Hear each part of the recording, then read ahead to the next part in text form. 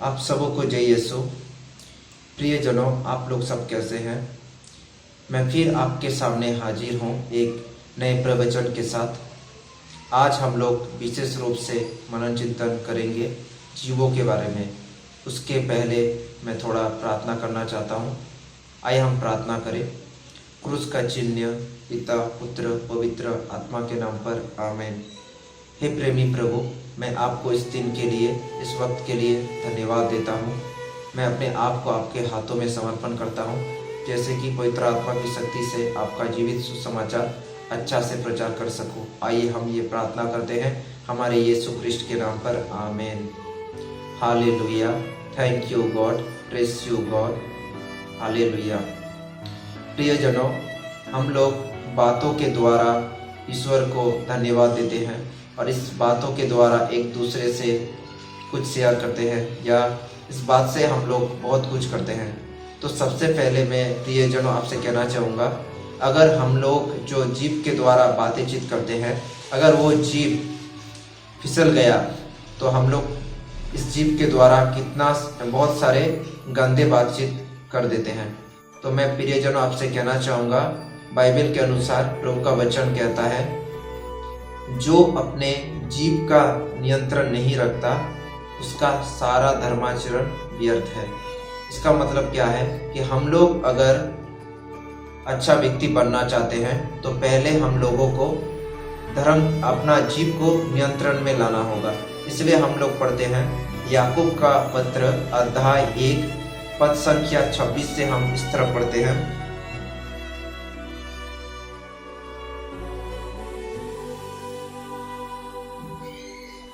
यदि कोई अपने को धार्मिक मानता है किंतु अपनी जीभ पर नियंत्रण नहीं रखता तो वह अपने को धोखा देता है और उसका धर्माचरण व्यर्थ है।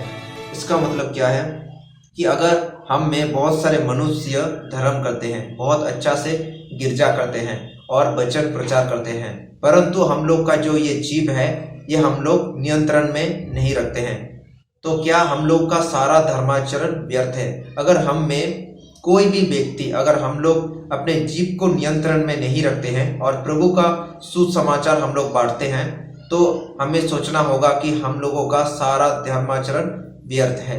हालेलुया। तो प्रियजनों, मैं आपसे कहना चाहूंगा, आप सबसे पहले अगर अच्छा व्यक्ति बनना चाहते हैं, अच्छा कार्य करना चाहते हैं, तो आप सबसे पहले अपने जीभ को नियंत्रण पे रखिए, क्योंकि आप जीभ के द्वारा अच्छा व्यक्ति माने जाएंगे। Hallelujah. Thank you God, press you God. Hallelujah. हम लोग पढ़ेंगे एफेसियों के पास संत पौलुस का पत्र, एफेसियों अध्याय 4 पद संख्या 29 में हम लोग पढ़ते हैं,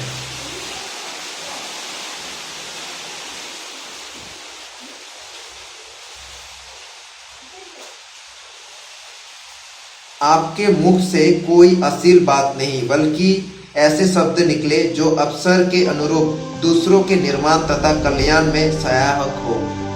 आमीन। तो प्रियजनों, प्रभु का वचन कहता है, आप जो बातचीत करते हैं उसके द्वारा एक व्यक्ति का कल्याण हो, लेकिन हम लोग इस जीभ के द्वारा कितना गंदे बातचीत करते हैं और इस बातों के द्वारा हम लोग एक दूसरे को श्रापित करते हैं और एक दूसरे को हम लोग गालियां देते हैं। तो प्रियजनों, मैं आपसे कहना चाहूंगा कि आप सबसे पहले अपने जीभ को नियंत्रण पे रखिए और अपने जीभ के द्वारा आप अच्छा बातें कीजिए, जैसे कि आपके बातों के द्वारा एक दूसरे का कल्याण हो। जैसे कि प्रभु का वचन कहता है, आपके मुंह से कोई अश्लील बात नहीं, बल्कि ऐसे शब्द निकले जो अवसर के अनुरूप दूसरों के निर्माण तथा कल्याण में सहायक हो। आमीन। तो हम लोग जो बातचीत करते हैं वो अच्छा बातचीत करना होगा, जैसे कि हम लोग के बातचीत के द्वारा एक व्यक्ति का कल्याण हो। आमीन। Hallelujah. Thank you God, press you God. Hallelujah. और हम लोग पढ़ेंगे स्तोत्र ग्रंथ साम चैप्टर 34 वर्स 12 से हम लोग पढ़ेंगे,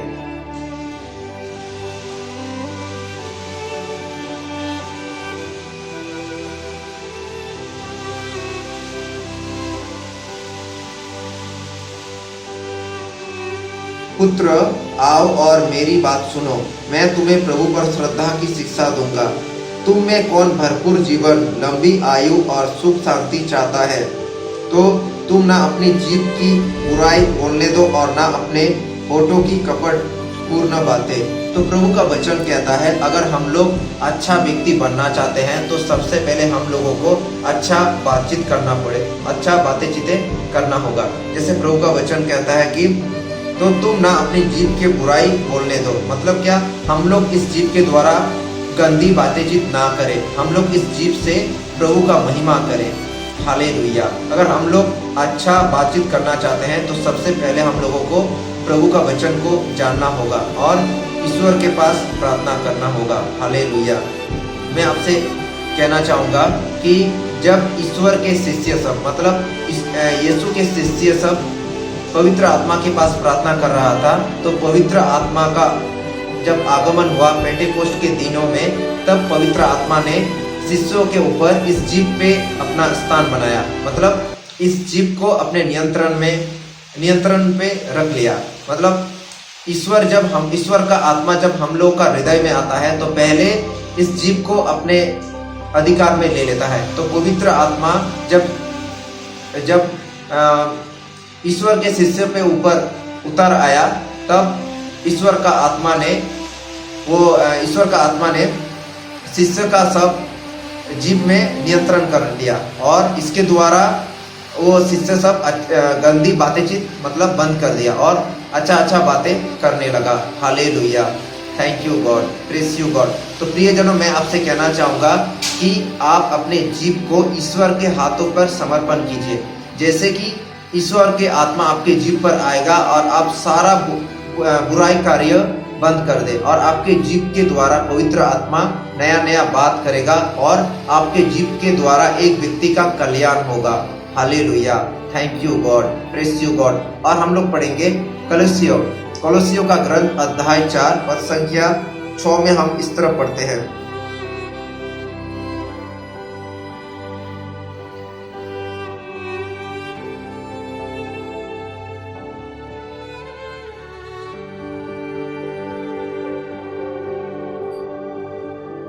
आपकी बातचीत सदा मनोहर और सुरुचिपूर्ण हो और आप लोग प्रत्येक को समुचित उत्तर देना सीखें। मतलब क्या है कि प्रभु चाहता है हमारे जवान से मतलब मधु जैसा स्वादिष्ट बात हो, लेकिन हम लोग अश्लील बातें करते हैं और पाप में पड़ते हैं। इसलिए प्रभु का वचन कहता है, आपके बातचीत सदा मनोहर और सुरुचिपूर्ण हो और आप लोग प्रत्येक को समुचित उत्तर देना सीखें। अगर हम लोग अच्छा बातचीत करेंगे तो एक दूसरे को जवाब दे सकेंगे। आमीन। हालेलुया। तो प्रियजनों, मैं आपसे कहना चाहूँगा, अगर आप ये ठान लेते हैं कि आप एक अच्छा संत बनना चाहते हैं, अच्छा आदमी बनना चाहते हैं या प्रभु का आदमी या सेवाकारी बनना चाहते हैं, तो सबसे पहले आप अपने जीभ को नियंत्रण कीजिए, ईश्वर के आत्मा के पास प्रार्थना कीजिए और पहला वक्त ईश्वर के लिए दीजिए।